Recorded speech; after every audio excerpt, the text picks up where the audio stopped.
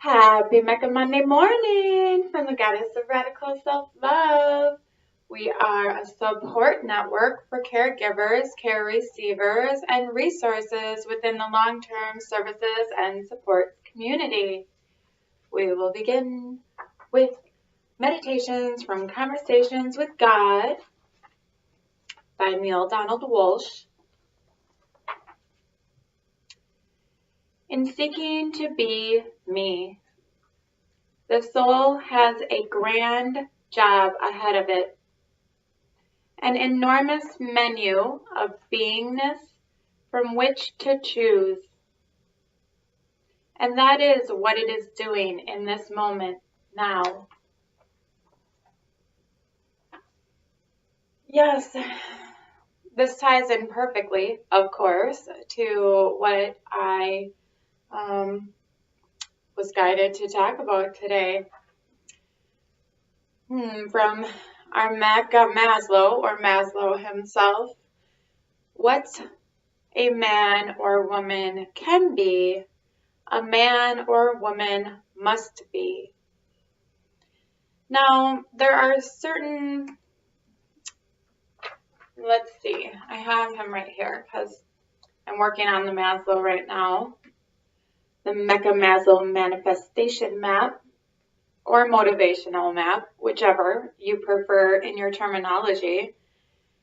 I thought this was a pretty interesting read right here for you all today. The preconditions for the basic needs satisfactions.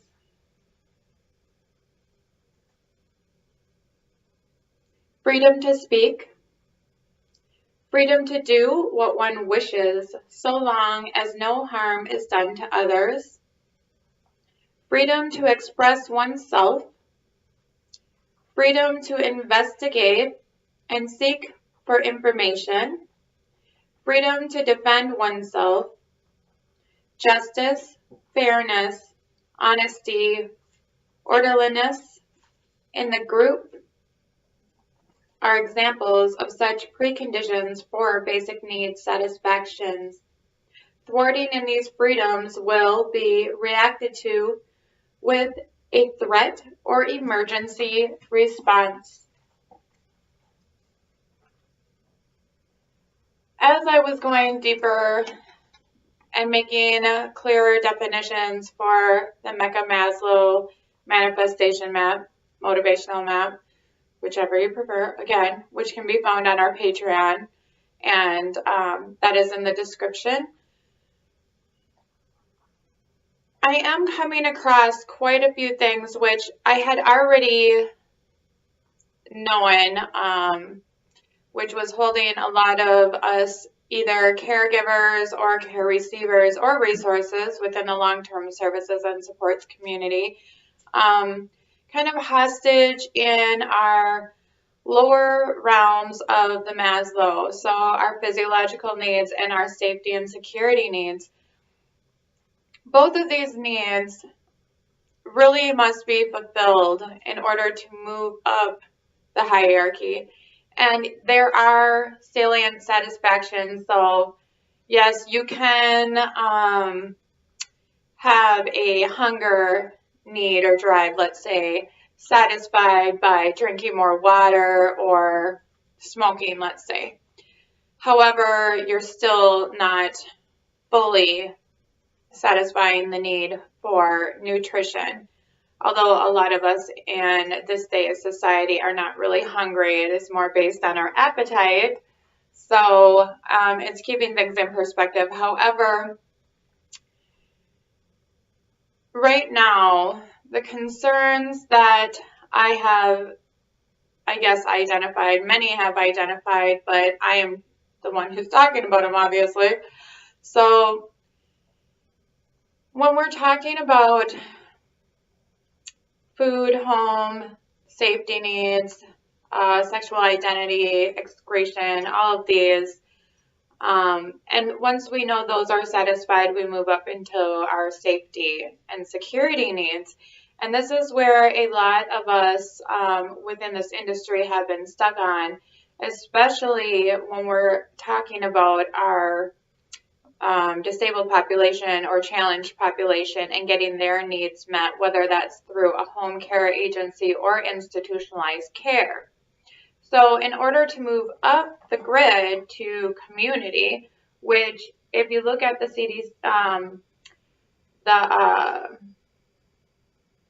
community support driven, right, individual plans in order to facilitate your own care in the way that you want, if you are not able to have access to consistent help that is motivated to do the right thing and, you know, really actually just be there, because that's a big problem. So if we're not getting those needs met, then we're really going to have trouble focusing on how we fit within our community or how to get our social needs met. So the whole idea is to be able to be inclusive and part of our communities.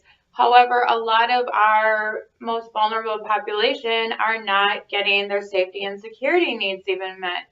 So this is what we're really trying to highlight, is how we can all together come to form this community that is more efficient and effective. Because without that step, without a clear understanding of the deficiencies, we're really not going to get very far. And when you're talking about 10,000 people a day turning 65, soon 1 in every 5 will be 65 and older, 70% are going to need long-term services and supports. Okay, 70%. Now, it's very expensive, and institutionalized care is extremely expensive. How we can change this out, and plus there's running out of beds. So if you look around now, you're going to see many assisted living and nursing homes and memory care units going up. The thing is, they look beautiful. These places are gorgeous, okay? But you know the whole saying, you can't judge a book by its cover. Well, with these places, it's definitely true. And I'm not saying that they're all like this. I'm saying the majority are. So you're going to be paying a very expensive ticket to a incomplete, inconsistent care unit.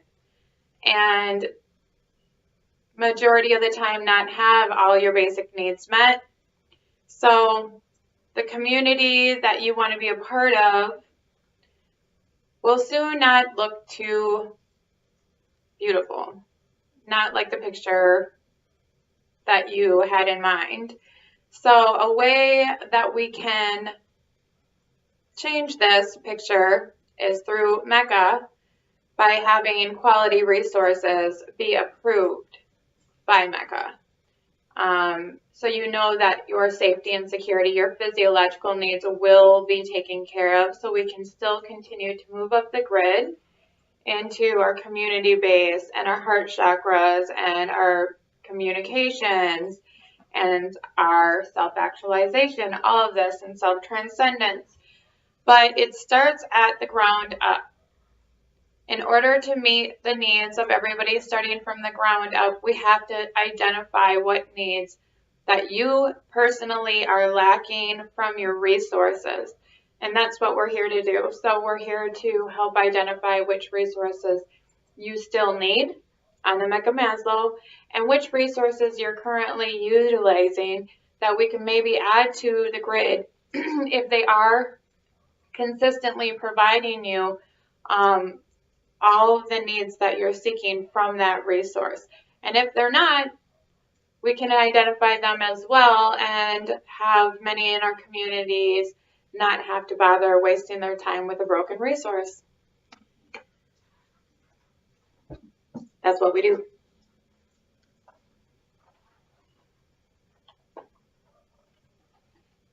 So we're going to go on to deprogramming, A Course in Miracles. I am not alone in experiencing the effects of my thoughts.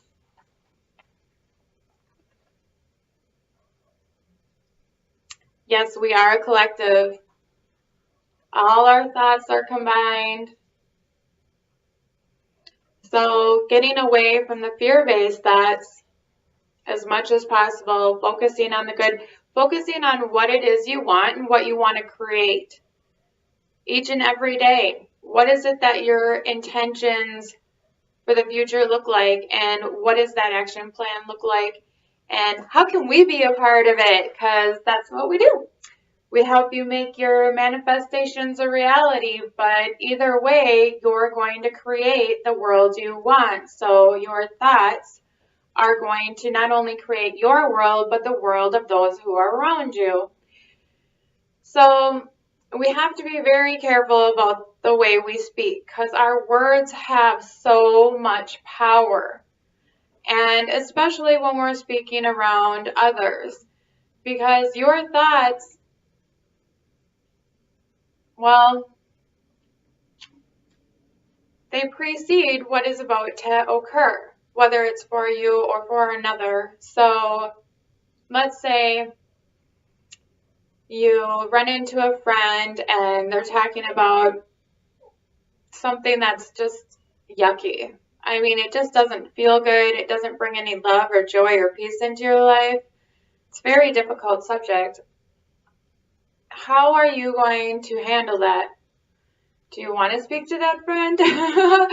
Or, I mean, is this something we can work through? Is there something here to work through? Or is this just complaining? You know, victimization, victimhood. So how can we really retrain our brains to not only assist ourselves, but assist others in the way that their thoughts are creating their world? Yeah. So, Caregiver Cheer for all my superstars, healers. Yeah. I just want to say a big thank you, because you are the ones who are creating these worlds, and a lot of times the thoughts too for our care receivers. A lot of times you're the ones who are, well, most often being the cheerleaders of the world and giving that positive reinforcement for just the littlest goals that are accomplished, even if it's getting out of bed in the morning, even if it's smiling and having a new attitude, you recognize it.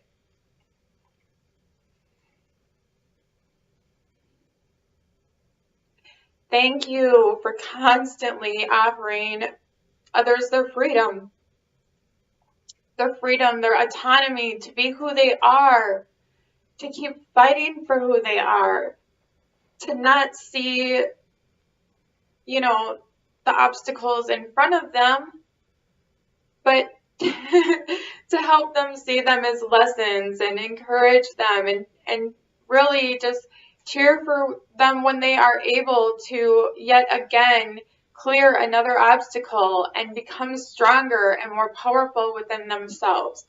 Thank you for allowing justice into each person's life that you offer care for. I mean, we all at times are in a position where we might feel that things haven't been fair. But we have to put it into perspective. Like, especially for caregivers, we can see the perspective. It's very night and day. Your abilities compared to somebody else's, it's in your face a lot.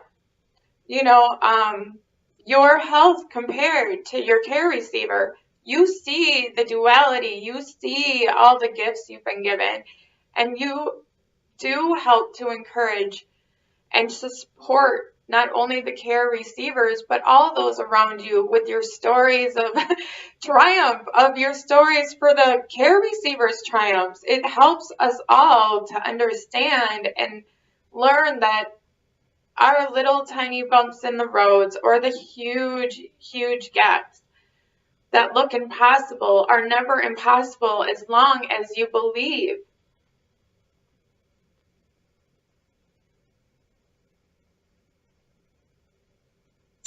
Thank you for allowing me to believe. Thank you for allowing MECA to assist you all in supporting your care receivers. Thank you for believing in new, different, better, and more. Thank you for letting go of the worries and anxieties and the destructive tendencies of our thoughts. Thank you for just, being the healers and taking it on and transmuting it into something that's so magnificent and beautiful. We love you. We're here for you. Comment, like, share, subscribe, donate, so we can go ahead and share this with the rest of the world. All right, we love you so much. Have a great day. Have a great week. Mwah, mwah, mwah.